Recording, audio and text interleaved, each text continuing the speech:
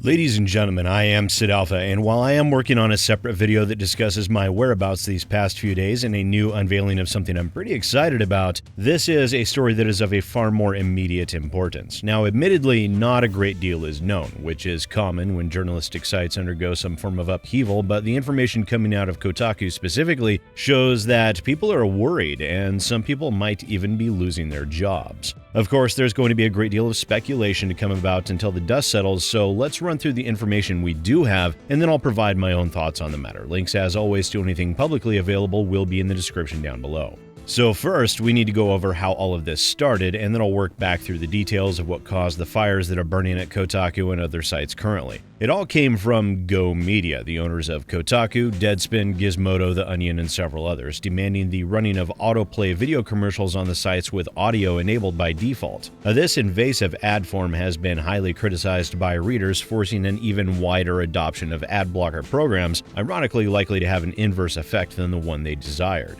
In a protest to these invasive ads, Kotaku and Deadspin, a sports news site, posted articles telling their readers where to go to complain about the inclusion of the autoplay ads, which was shouted out on Twitter by multiple Kotaku staffers. Those articles were soon pulled down by Go Media and privated, which led to the following statement being reposted on Twitter by the Gizmodo Media Group Union. That statement reads, "We have received a great deal of feedback from you, our readers, about the sound-on autoplay videos that have been inundating our sites. We want you to know that we hear you, that we take those complaints seriously, and that we, the writers, editors, and video producers of Deadspin, are as upset with the current state of our site's user experience as you are. We think it is important to let you know that the editorial staff does not control the ad experience on the site, and that we understand that Deadspin is nothing without its readers, so your complaints are our complaints. Editorial staffers at all levels of this company have made our concerns known in various conversations with members of Go Media's senior leadership team. We think it would be good for them to hear from you as well, so we invite you to submit feedback about our site's current user experience. This email address goes to Go Media's CEO, editorial director, as well as the editors-in-chief of Deadspin, Gizmodo, Jalopnik, Jezebel, Kotaku, Lifehacker, and The Root. Please keep your comments respectful."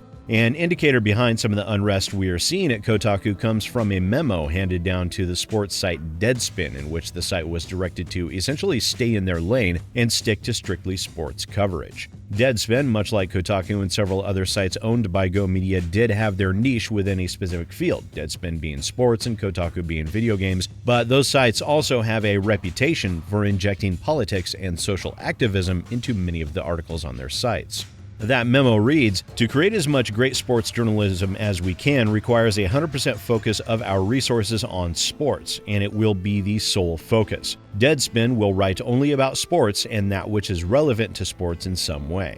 Where such subjects touch on sports, they are fair game for Deadspin. Where they do not, they are not. We have plenty of other sites that write about politics, pop culture, the arts, and the rest, and they're the appropriate place for such work." As that is the memo that was sent to Deadspin, many have surmised similar memos were sent to Kotaku and others. On social media, signs of troubled waters can be seen everywhere. On Twitter, Jason Schreier wrote, "I don't know what's going to happen next, but to everyone who has read and supported our work at Kotaku over the years, thank you." The similar sentiments were expressed by Maddy Myers, a managing editor at Kotaku, Heather Alexandra, a writer at Kotaku, and Chris Person, a Kotaku video producer, to name but a few. On Twitter, Steven Totillo wrote, "Another tough day at the office. I've steered Kotaku through some rough waters before thanks to my amazing team. Can I do it again? We'll see. We all love the site and the family of sites we're in and are extremely motivated to do right by our readers and viewers." Now, in regards to this situation, I myself did reach out to Steven Totillo, but he likely has a pretty busy day, and less than 2 hours had gone by between my reaching out and recording this video, which is not an adequate amount of time to wait for a response. So a lack of response within such a short period of time from Steven does not in any way reflect negatively against him.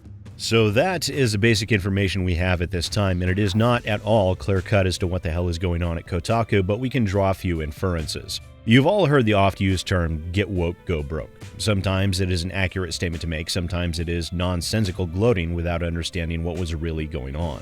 It's also not in dispute that Kotaku is very far left in their leanings. Maddy Myers and Heather Alexandra in particular have shown no compunction or hesitation to inject their social ideology into their articles whenever and wherever possible, focusing far more on pushing a political agenda than they do on acting in an actual journalistic capacity.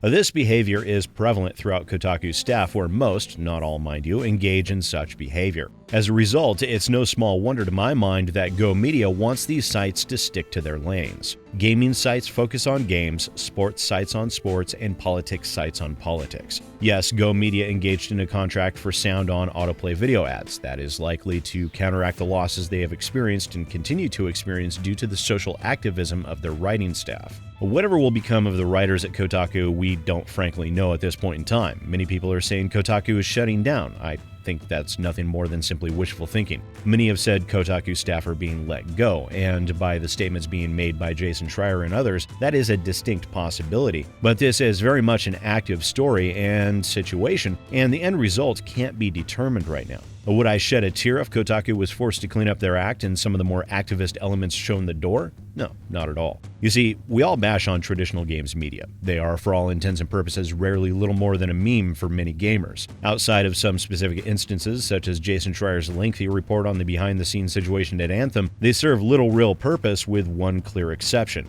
These sites, and by extension their staff, have access to a great deal of contacts and anonymous informants within the games industry that they have filed away that does provide them with far greater access than YouTubers like myself could ever hope to collect. This does provide valuable information that likely would not be obtained any other way.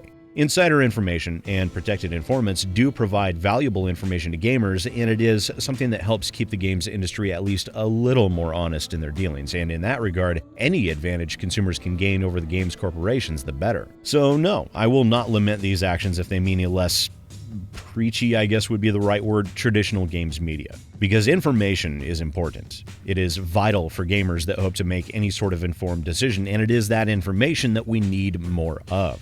Throw out the side dish of social justice activism and concentrate on legitimate journalism instead. It's a laudable goal, and one that I fervently support if that is Go Media's intention. And once again, ladies and gentlemen, I am SidAlpha, and I'll see you next time.